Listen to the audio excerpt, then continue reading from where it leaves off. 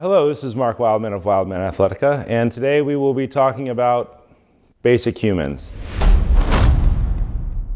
This is going to be the beginning and probably a long series of videos we're going to make about things basic humans should be able to do and how we can organize our training to make sure that we're meeting all those tasks. So where this idea comes from is I was talking to somebody here in Hollywood, as happens a lot here in Hollywood. There's a lot of talking that happens. And somebody was asking about how they should organize their training and why they should organize their training a certain way. And I was giving them a bunch of examples about history and all these other things that they should do and why they should do it. And we struck upon this idea through the conversation of like, we're not asking anybody to do anything crazy. We're just asking people to be basic humans. I'm going to give you a list of things that basic humans should be able to do. And then over time, we will talk about each of them in turn. Walking, shocking.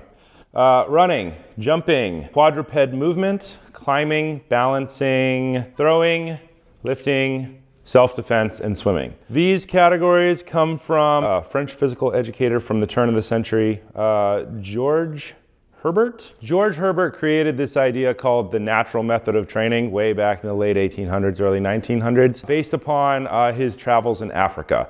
And he looked at all the people in Europe and was like, wow, we're a bunch of doughy, weird, pasty people. And all these people in Africa are healthy and lithe and athletic and gorgeous, and they can move around and they can do things. Why can't we do those things with our European population? So he set about creating a series of ideas through observation. He went and he traveled around Africa, and based on his travels, he observed people who are still living very close to the land. He came up with those categories of 10 things that over observation, they were doing those things. So he set about creating a method of training based on those ideas. It led to obstacle coursing in the military. Obstacle courses train people to confront things in the world and go around them and move around them, crawl on the ground, climb over things, jump over things. That idea has then been transferred into the idea that we now know as parkour, which was popularized by David Bell. Basically the same idea, only removed from some type of military context and just put into a modern urban environment, now sometimes called like urban gymnastics or free running. Those ideas, we're gonna base this conversation on basic human on kind of that idea, and then we're gonna break down and talk about each one of those things in like super nerdy detail, and talk about the hows and the whys and the ways that it should be incorporated in training and all that other good stuff. This was an introductory video on the concept of basic humans.